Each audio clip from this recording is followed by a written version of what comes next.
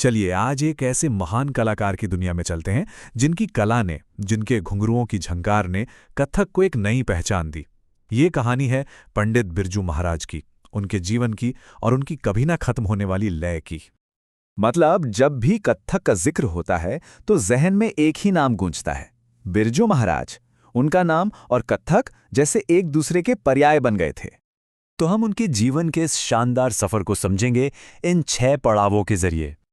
पंडित बिरजू महाराज, एक ऐसा नाम जो सिर्फ भारत में ही नहीं, पूरी दुनिया में बड़े अदब से, बड़े सम्मान से लिया जाता है। उनकी कला का जादू सरहदों के पार भी लोगों के सिर चढ़कर बोलता था।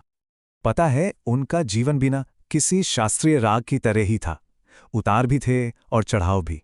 और ये कहानी है उसी लगन की, उसी मेहनत की, जिसने उन्हें सफलता के शिखर पर पहुंचाया। तो आखिर ये कला आई कहां से? जाहिर है विरासत से। चलिए उनके बचपन में चलते हैं, देखते हैं कि वो कौन सा माहौल था जिसने इस हीरे को तराशा। अरे कथक तो उनके खून में था। वो पैदा ही गुरुओं के घराने में हुए थे। उनके पिता अच्छन महाराज, उनके चाचा शंभू महाराज और लच्छू महाराज, सबके सब दिग्गज। तो फॉर्मल ट्रेनिंग शुरू होने से बहुत पहले ही बस देख देखकर, सुन सुनकर उन्होंने कला को अपने अंदर उतार लिया था। और उनकी प्रतिभा का अंदाजा आप इसी बात से लगा सकते हैं कि जब उनके पिता ने उन्हें गंडा बांधकर, मतलब ऑफिशियली अपना शिष्य बनाया, तो जानते हैं फीस कहां से आई? उन्हीं के, यानी बिरजू महाराज के 2 परफॉर्मेंस की कमाई से उनकी मां ने वो फीस चुकाई थी। कमाल है ना? लेकिन जिंदगी हमेशा एक जैसी नहीं रहती। यहां से कहानी में एक बड़ा मोड़ आता है, एक ऐसा मोड़ जिसने उनके इरादों को फौलाद बना दिया। सोचिए, एक वक्त था जब उन्हें लोग छोटे नवाब कहते थे। हवेली के बाहर 8-8 सैनिक पहरा देते थे। और फिर पिता के जाने के बाद सब कुछ बदल गया। लाखों के गहनों के वो डिब्बे खाली पड़े थे। यही वो उतार चढ़ाव थे जिनकी हम बात कर रहे थे। और उन्हीं मुश्किलों के बीच उन्होंने खुद से एक वादा किया, एक प्रण लिया कि अगर महाराज बनना है तो मेहनत भी करनी पड़ेगी।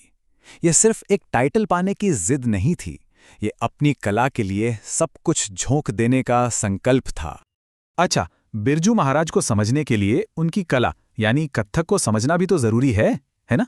तो चलिए जरा कथक की कहानी में गोता लगाते हैं। ये कोई आज की कला नहीं है, इसकी जड़ें हजारों साल पुरानी हैं। महाभारत और रामायण तक जाती हैं। वहां से निकलकर ये मंदिरों में कहानी कहने का जरिया बनी और फिर शाही दरबारों की, महफिलों की रौनक बन गई। कथक की ताकत पर एक बड़ा मजेदार किस्सा है। कहते हैं एक बार 9 कथक यानी कथक करने वाले बैरगिया नाले के पास से गुजर रहे थे और तभी अचानक उनका सामना हो गया 3 डाकुओं से।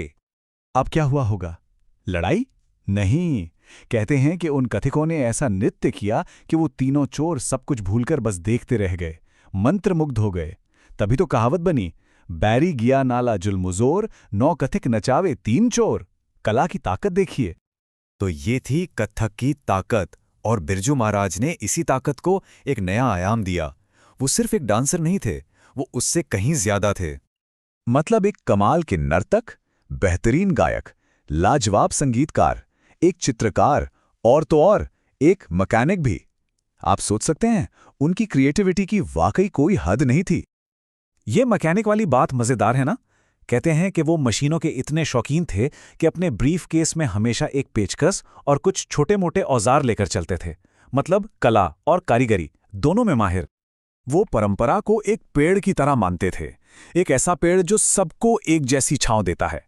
उन्होंने कभी परंपरा को तोड़ा नहीं, बल्कि उसे और समृद्ध किया। अपने पिता, अपने चाचाओं, सबकी कला की खूबसूरती को अपने नृत्य में मिला लिया।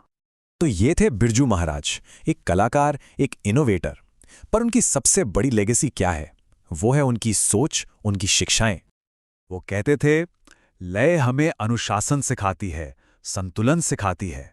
उनके लिए नृत्य सिर्फ कला नहीं था, ये जीवन जीने का एक तरीका था। इससे इंसान का दिमाग और चरित्र दोनों का विकास होता है। और उनकी सोच कितनी आगे की थी। वो हमेशा कहते थे कि महिलाओं को, अपनी बेटियों को आत्मनिर्भर होना चाहिए, और इसका रास्ता है हुनर, क्योंकि हुनर एक ऐसा खजाना है जिसे कोई कभी छीन नहीं सकता। तो लय जो संतुलन और अनुशासन सिखाती है, आज की हमारी इतनी बिजी, इतनी भागदौड़ वाली जिंदगी में क्या हम इस लय से कुछ सीख सकते हैं? ये सवाल महाराज जी हम सबके लिए छोड़ गए हैं।